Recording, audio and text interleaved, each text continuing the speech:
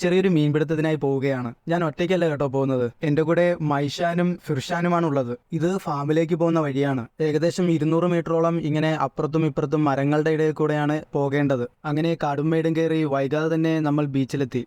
വേലിയിറക്ക സമയമായതുകൊണ്ട് വെള്ളം നല്ലോണം ഇറങ്ങിക്കിടക്കുകയാണ്. മീനിനെ പിടിക്കാനായി ബെയ്റ്റ് കട്ട് ചെയ്യുകയാണ് മൈഷാൻ. ആദ്യത്തെ മീന് ഫിർഷാന് കിട്ടി. അടുത്ത് കിട്ടിയത് ഒരു പ്രത്യേകതരം മീനായിരുന്നു. ഒരു പാരറ്റ് ഫിഷിന്റെ ലുക്കുള്ള ഒരു മീനാണ്. ഇതിന്റെ പേരറിയാന്നുള്ളവർ കമന്റ് ചെയ്യുക. അടുത്ത് കിട്ടിയത് ഒരു ഗ്രൂപ്പർ ഫിഷാണ്. ഫിർഷാന് മീന് പെട്ടെന്ന് അടിക്കുന്നുണ്ടായിരുന്നു. ഫിർഷാന് കൂടുതലും ഗ്രൂപ്പർ ഫിഷിനെയാണ് കിട്ടുന്നത്. ഞാൻ നേരത്തെ പറഞ്ഞല്ലോ, വേലിയിറക്ക സമയമായതുകൊണ്ട് തന്നെ അത്യാവശ്യം നല്ല ദൂരത്ത് പോയി ചൂണ്ടയിടാൻ പറ്റുന്നുണ്ടായിരുന്നു. മാലിദ്വീപിലെ കടൽ കാണാൻ ഒരു പ്രത്യേക ഭംഗി തന്നെയാണ്. അത്യാവശ്യം നടന്ന് ദൂരെ പോയി പിടിച്ചുകൊണ്ട് വന്ന മീനാണ്. അല്പം കഴിഞ്ഞ് കണ്ടൊരു കാഴ്ചയാണ്. ഒരു ബോട്ടില് ഒത്തിരി പേര് വന്ന് മീൻ പിടിക്കുകയാണ്. എല്ലാവരും ഒരുപോലത്തെ ടീഷർട്ടാണ് ഇട്ടിട്ടുള്ളത്. ഫിഷിംഗ് ടീമായിരിക്കാം. എന്തായാലും ആദ്യമായാണ് ഇങ്ങനെ ഒരു ടീമായിട്ട് ആൾക്കാർ പോയി മീൻ പിടിക്കുന്നത് കാണുന്നത്. അങ്ങനെ നമ്മുടെ മീൻപിടുത്തം കഴിഞ്ഞ് തിരിച്ച് ഫാമിലൂടെയാണ് വീണ്ടും പോകുന്നത്. മാലദ്വീപിലെ ഭൂരിഭാഗം ആൾക്കാരും നല്ല കൃഷിക്കാരുമാണ്. അതിന്റെ തെളിവാണ് ദാ ഈ കാണുന്നത്. നല്ല വൃത്തിയായി എല്ലാം നല്ല രീതിയിൽ അറേഞ്ച് ചെയ്താണ് ഇവർ കൃഷി ചെയ്തിരിക്കുന്നത്. അങ്ങനെ നമ്മൾ സൺസെറ്റ് ബീച്ചായ റീത്തി ബീച്ചിലെത്തി. അങ്ങനെ പിടിച്ച മീനെല്ലാം നമ്മൾ എടുത്ത് നോക്കുകയാണ്.